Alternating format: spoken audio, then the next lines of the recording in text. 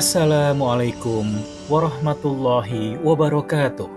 Sahabat surga, Madinah Al-Munawwaroh adalah kota yang syarat sejarah Islam yang menjadi saksi perjuangan Nabi Muhammad SAW. Kota ini menjadi salah satu tempat ziarah yang sering dikunjungi oleh umat muslim di dunia. Selain ada makam Rasulullah di Masjid Nabawi, kota ini juga memiliki tempat ziarah yang sangat terkenal, yaitu Jabal Uhud.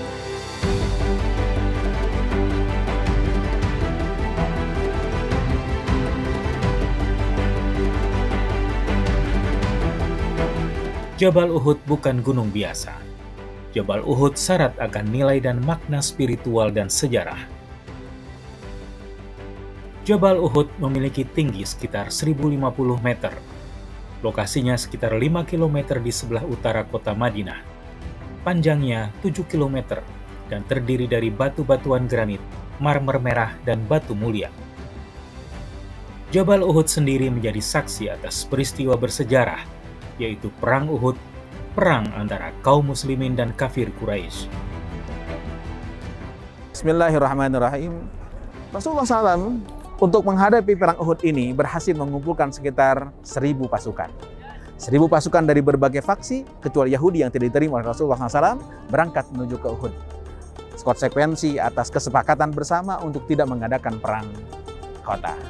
Nah, ketika jalan menuju ke Uhud ini, kelompok-kelompok munafik menggerogoti. Dia katakan, kita tidak mungkin menghadapi mereka.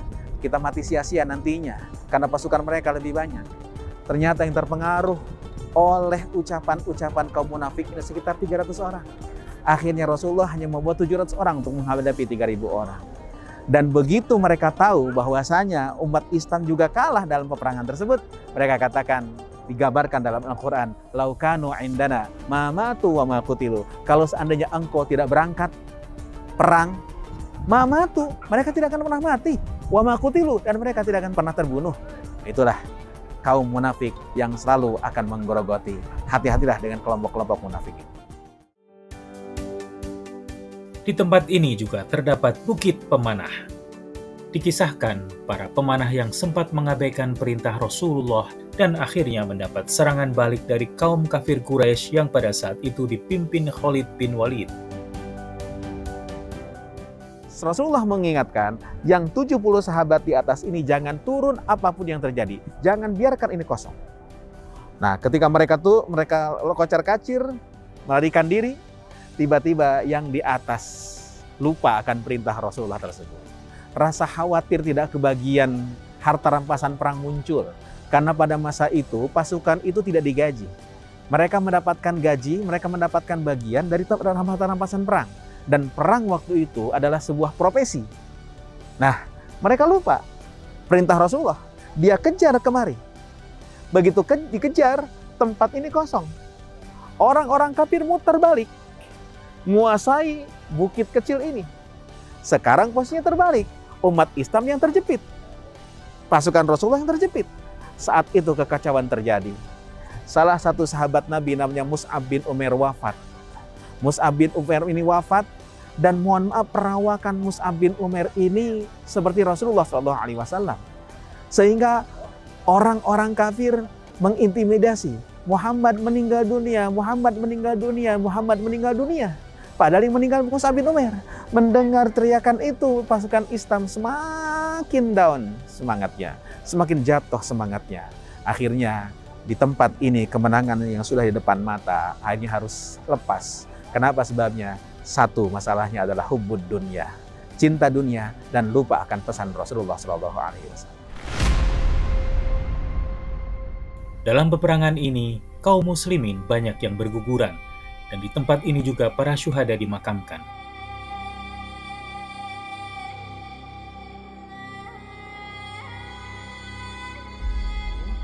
Di belakang kita adalah makam para syuhada Uhud yang wafat ketika terjadi perang Uhud di tahun ke-3 Hijriah di bulan Syawal.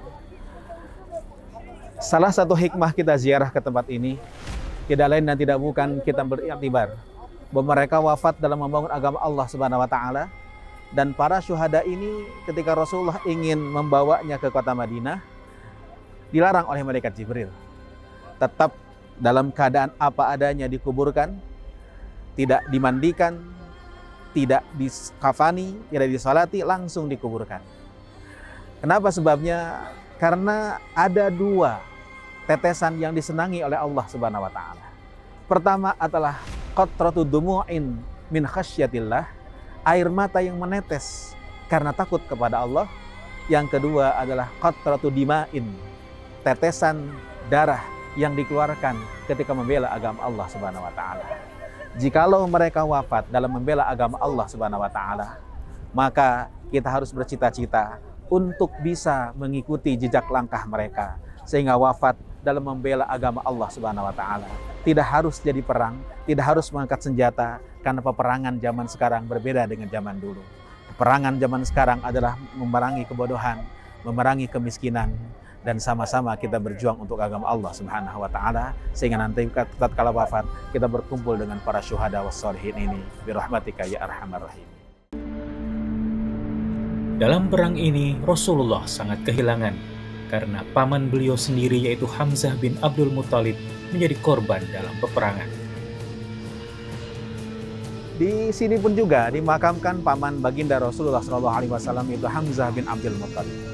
Paman Nabi yang begitu kuat membela Rasulullah SAW. Paman Nabi yang begitu cintanya pada Rasulullah SAW. Dia berada di garda depan untuk membela agama Allah Subhanahu wa taala di Uhud ini. Beliau wafat secara tragis, dibunuh, kemudian dibelah dadanya, yang merupakan sebuah dendam dari seorang wanita yang saudaranya terbunuh ketika perang Badar kemarin pada tahun sebelumnya. Hamzah bin Abdul Muthalib ini mendapat gelar Sayyidus Syuhada, pimpinan para syahid yang nanti di hari kiamat. Semoga kita pun juga ketika wafat nanti berada dalam barisannya, dipimpin oleh Hamzah, berada dalam para syuhada. Amin ya rabbal alamin.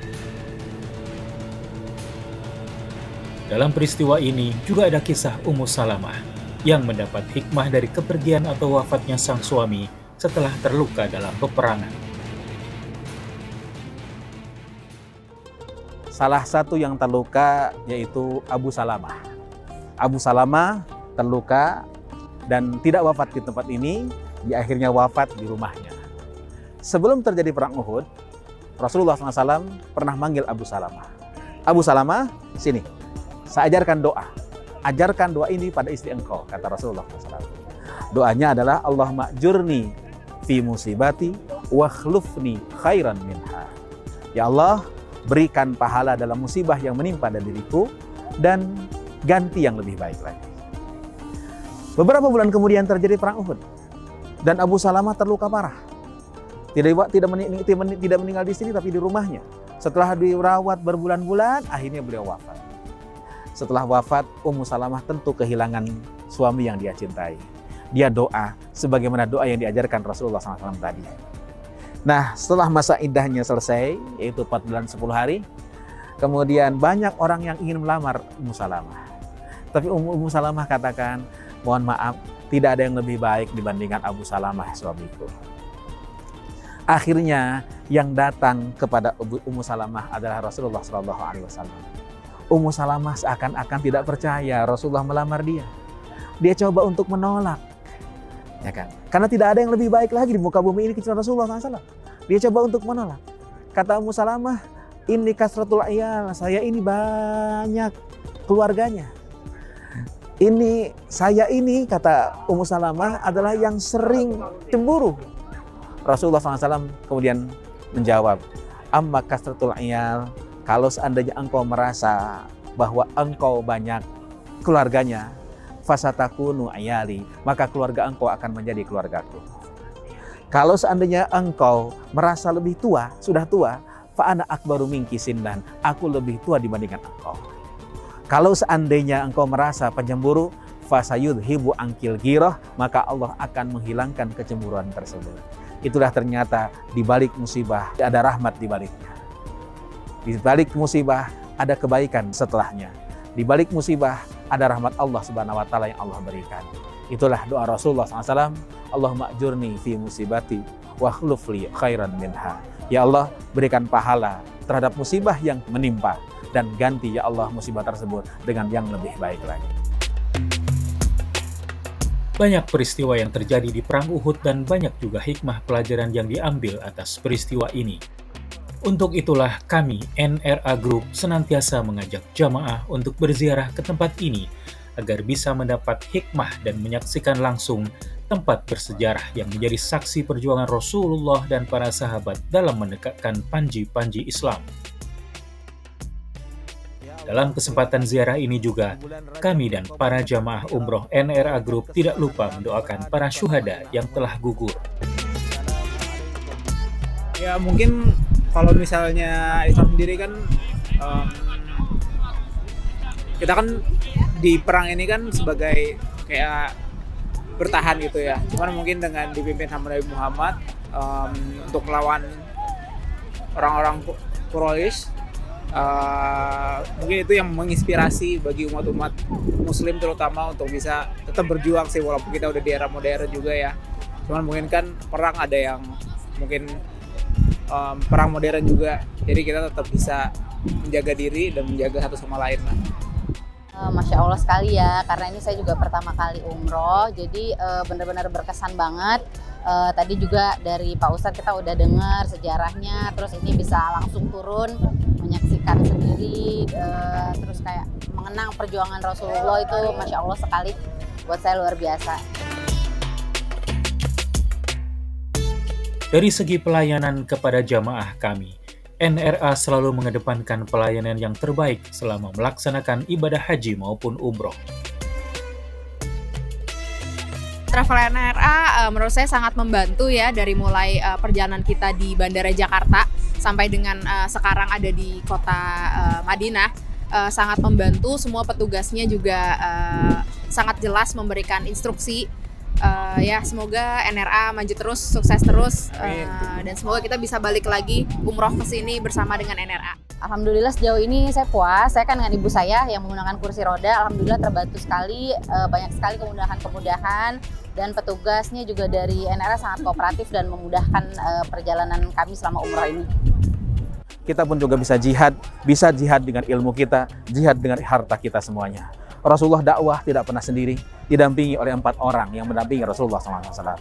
Walaupun Rasulullah sebenarnya mendapatkan bimbingan langsung dari langit, tapi Rasulullah mempersilahkan Abu Bakar Siddiq untuk jadi PR-nya, Umar jadi chief security-nya, Utsman jadi manajer finance-nya, Ali bin Abi Thalib sebagai manajer HRD-nya. Silahkanlah ambil posisi masing-masing. Di mana posisi kita? Yang punya tenaga, masuklah dalam kelompok Umar. Yang punya otak, masuklah dalam kelompok Ali. Yang punya harta, Utsman nunggu kita semuanya. Yang tua, dukunglah perjuangan ini sebagaimana pendukungan Abu Bakar Siddiq radhiyallahu anhu. Semoga Allah kumpulkan kita dengan para syuhada itu ketika wafat dan mendapatkan tempat bersama mereka.